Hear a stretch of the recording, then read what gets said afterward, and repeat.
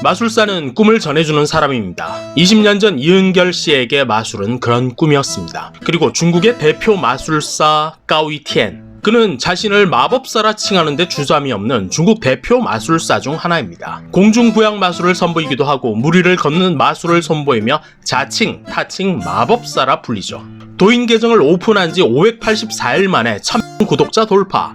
지금은 2820만 구독자를 거느린 슈퍼스타인 그가 한국을 방문했었습니다. 평소 입던 마술 복장 그대로 갖추고 서울 경복궁 옆에 있는 박물관에 왔는데 한국에서 친히 확인하고 말해줄 게 있답니다. 全球备受瞩目的韩国文化，它改了个名儿就申遗了。Hello， 大家好，我是高雨田，今天我来到了申遗之国韩国。我身后是景福宫，旁边是博物馆，我们一会儿进去看一看，它到底偷走了我们哪些中国文化。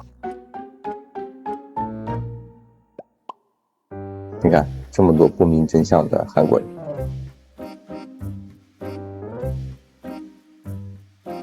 我来到这个博物馆，我有一种深深的民族自豪情，因为全是汉字。这个是刺绣，中国有4大名绣：湘绣、蜀绣、越绣和苏绣。韩国呢，将我们的苏绣申遗为了韩国刺绣。浑天仪，我记得浑天仪是我们东汉的一个科学家，叫张衡发明的。他们曾经将浑天仪试图申遗，但是没有成功。这个以前的皇宫里面的结构呢，你看全是榫卯结构。榫卯结构是中国传统建筑的家居的主要结构方式。韩国将榫卯结构申遗为韩国大木匠，他改了个名儿就申遗了。这个就是他们申遗的金属印刷术。印刷术呢，其实起源于我们的唐代的雕版印刷，这是最早的印刷术。后来由北宋的毕升把雕版印刷改为了泥版的活字印刷，活字印刷术由此诞生。但是韩国申请的活字印刷呢，叫做金属活字印刷，它把我们的胶泥版活字印刷改为了金属。陈列展示是全球备受瞩目的韩国文化。韩国为了在国际上证明自己的文化底蕴，资助韩国民间组织 VNNK 在全世界投到他国文化遗产。我刚刚呢从里面出来，让我想起了我多年前在某个国家旅游的时候，我遇见了一个非常厉害的小偷。他拿着一个这样的白色信封，他先把我的戒指像这样摘了下来，放在了白色的信封里，我没有注意到。紧接着他又把我的手链像这样偷了去，放在了这个信封里。紧接着他偷走了我最重要的东西，手机。他像这样放在了信封，但是因为我是魔法师，属于我的东西没有人能拿走。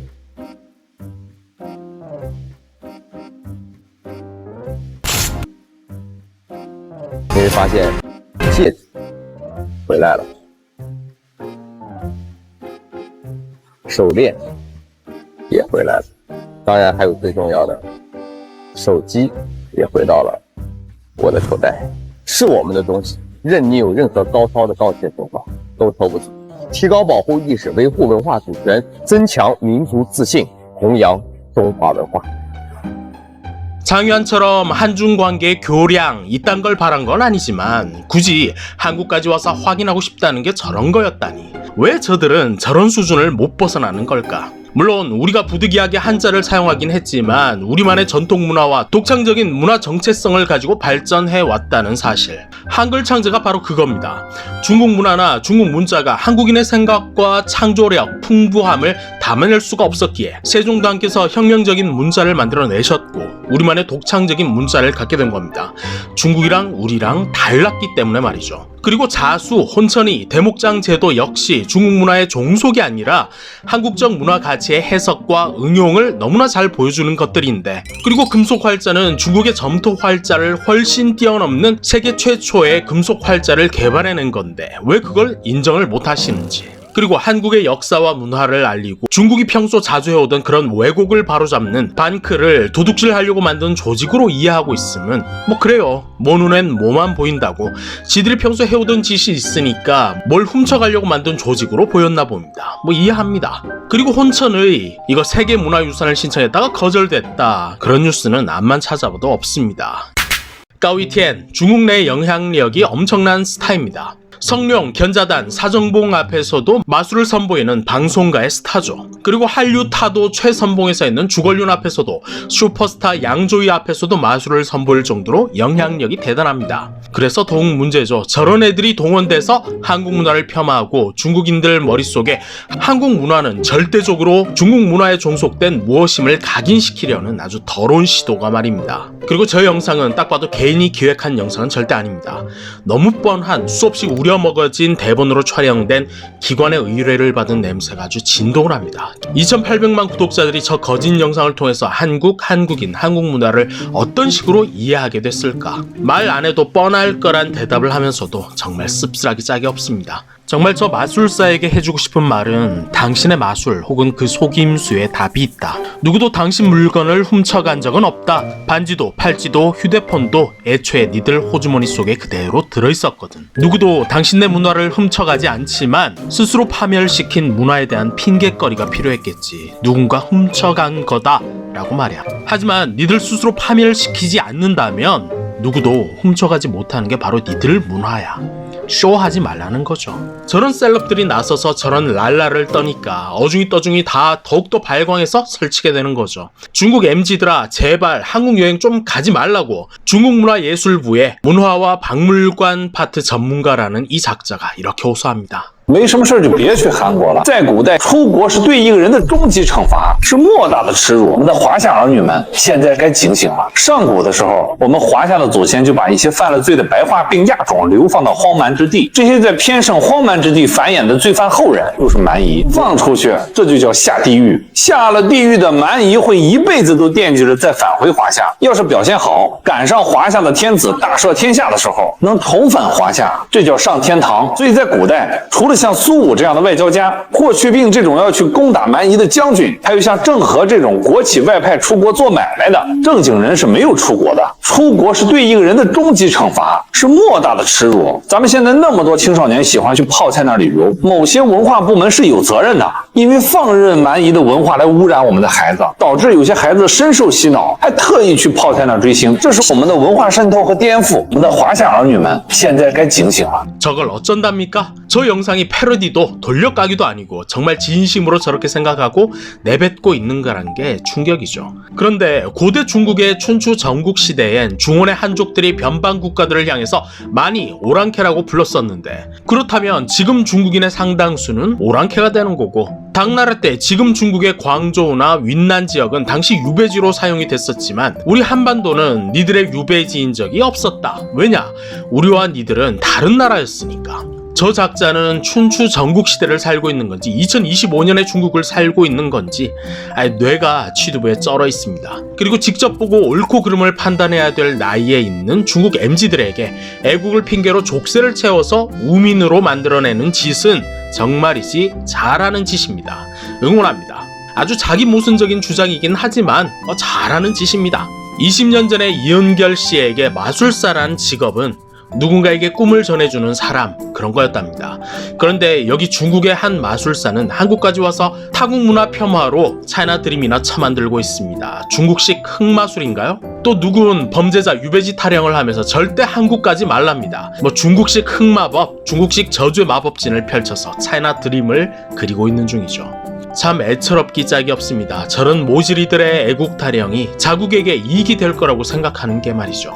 하지만 저럼에도 불구하고 편견 없이 한국을 통해서 꿈과 희망을 찾으려는 중국 MZ들은 존재합니다. 한국에 온 후에 항상 받는 질문 중에 하나는 왜 한국에 유학 왔어? 많은 사람들이 내가 어떤 연예인 이름을 댈 거라고 예상을 해. 심지어 누가 좋아서 왔냐고 직접 묻는 사람도 있었어. 항상 예능을 배우러 왔어요 라고 대답해. 물론 사실이긴 한데 일부러 케이팝이라는 단어랑 나를 분리하려고 했던 것 같아. 마치 케이팝 때문에 유학 왔다고 하면 창피한 것처럼. 게다가 나이가 들수록 케이팝이란 점점 안 어울린다고 느끼기도 하고 그렇다가 요즘 베이비먼스의 안무를 따다가 무대 영상을 많이 보게 됐어. 무대 영상을 보면서 오랜만에 가슴이 뜨겁고 멍클해졌어. 참 활기찬 사람들이구나. 포에버 땄을 때는 멍클해진 게 아니라 그냥 울어버렸어. 그때 깨달았어. 아, 내가 K-pop 많이 좋아하구나. 나도 모르게 남들 눈치를 보고 있었구나.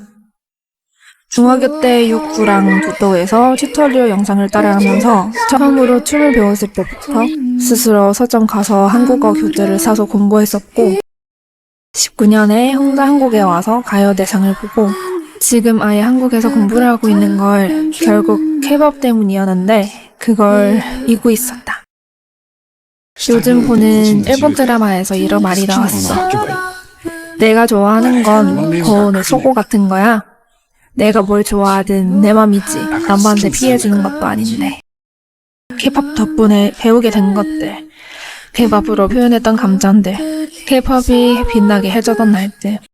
왜 굳이 숨기고 꽁꽁 감춰야 할까? 앞으로 너가 나한테 왜 한국에 왔냐고 물어보면 이렇게 말할래. 한국 예능을 배우러 왔어. 그리고 K-pop 많이 사랑해서. 얘들아, 아까 수업 영상에서 교수님은 뭐라고 하시는지 알아? K-pop 콘서트만 안 가서 내가 집에서 K-pop 좋아한다고 집 사기에는 어려울 수 있어도 대학 교수 되는 데는 전혀 문제 없거든. 다들 자기 좋아하는 거 꿋꿋하게 좋아하면서 살 수 있게.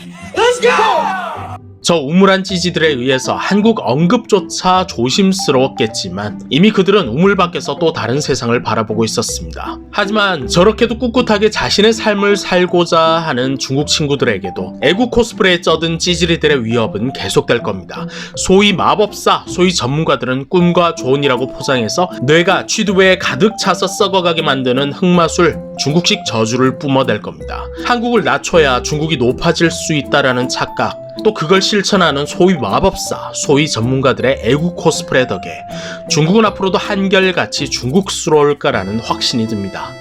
在网络上我经常听到这么一句话，咱们中国人不骗中国人，我会笑死。说这句话的人，你就是个骗子，你就在骗我们。我想说一句话，中国人专门骗中国人，因为中国人只能骗到中国人，中国人骗不到外国人。为什么呀？外国人就不相信你中国人那一套，人家的文化思想和你中国人的这个思想套路那是格格不入，你骗不到他。